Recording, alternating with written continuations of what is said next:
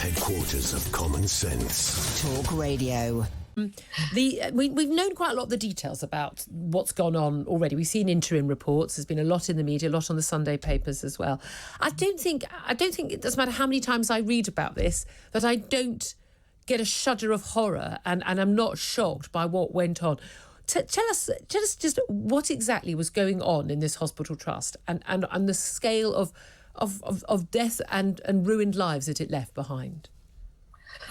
As you say, Julia, it's absolutely horrifying. And what seems to have happened is that the Trust had a particularly strong focus on keeping caesarean birth rates low to a degree that was almost obsessional. And in service of that, they neglected to perform basic good care. For example, they would give women artificial oxytocin to speed up contractions, which often resulted in a very difficult birth. Women would then give birth by forceps, which in some cases led to babies having broken bones and damaged skulls. The delay in carrying out caesareans meant that lots of babies died. There were 12 mothers who died as well. Yeah.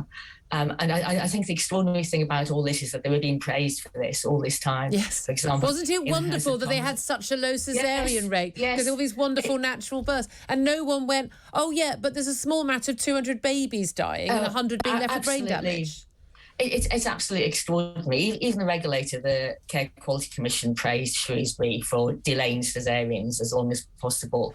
And it really illustrates the problems of focusing on a process rather than an outcome. So instead of thinking, are we ending up with a healthy mother and healthy baby, they're congratulating themselves on the fact that their caesarean rate was half the rate of the rest of the country. Well, as you say, that's all very well if you've then got hundreds of babies dying. Exactly. I mean, this is the thing. I'm thinking any parent listening to this right now, I mean, I remember we were told to do a birth plan. Mine just had epidural written in sort of like 72 point across the whole page. I just don't want to feel any pain. But I mean, I had a 74-hour labour. There was a lot of talk of caesarean section. And if I'd needed a caesarean section, that would have been absolutely fine. As it was, I didn't. But my main aim in life was for me and my baby to come out alive and well. That was it. I had no interest. I don't play music to me. I don't have an experience. It's something we need to both come out alive. People forget in this day and age, don't they, that when people talk about natural birth and how wonderful that is and we shouldn't have too much medical intervention, that the biggest single killer of women of childbearing age for eternity until we started having medical intervention was childbirth. It's an incredibly dangerous thing for women to do. And the reason why we intervene is to save lives. So why on earth was this obsession in this midwife-led unit to not have medical intervention when it was clearly needed? Well, I think it's an interesting thing there because it wasn't just the midwives, the obstetricians were resisting caesareans as well.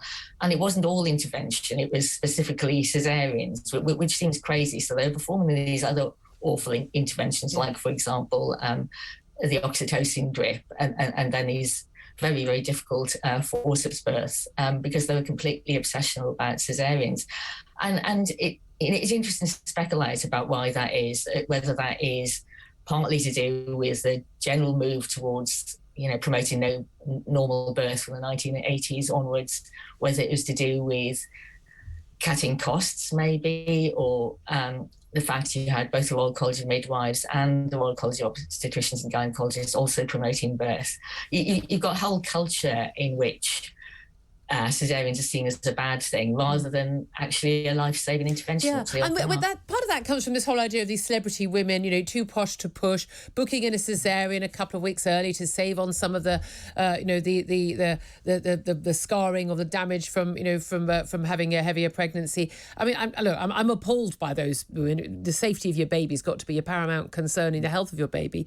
But that's not the reason why most women have caesareans. Most women I know who've had caesareans were really saddened to have had them, but they felt, I'm gutted I couldn't have a natural birth, but you know what? We had a successful birth, and that's what matters.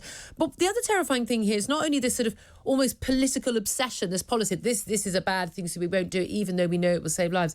But when it was clearly not saving lives, when it was clear that they could not possibly, you could not possibly be working this unit and not realising what was happening. Were people speaking out, and were they being ignored? Were people not speaking out? Because there seems to be, you know, a systemic problem. We've seen this in trust after trust after trust. This is not a one-off where there are systemic problems and nothing happens for years on end. That's right. And in all these cases where there have been investigations, so for example, Morecambe Bay, which is 2015, Shrewsbury now, we've also got Nottingham and East Kent coming up. The reason there have been those investigations is because parents have campaigned and kicked up a fuss over a period of years and years and years and haven't been listened to until eventually somebody takes notice and does something. And so you have to ask, why haven't trusts been learning from mistakes?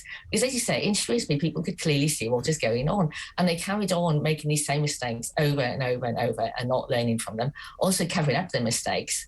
You know, back in 2018, their chief executive said that journalists were scaremongering about the extent of problems at the trust. And there's a really unfortunate culture in the NHS, particularly in maternity, of covering the things up, pretending things aren't happening, demonising parents who complain and telling them they're being silly. And I think what you have to wonder is, in these trusts where there have been investigations which have been prompted by parents, how many trusts are there where there haven't been parents making a fuss, where this kind of thing is still going on? And that's got to be a real worry. Absolutely.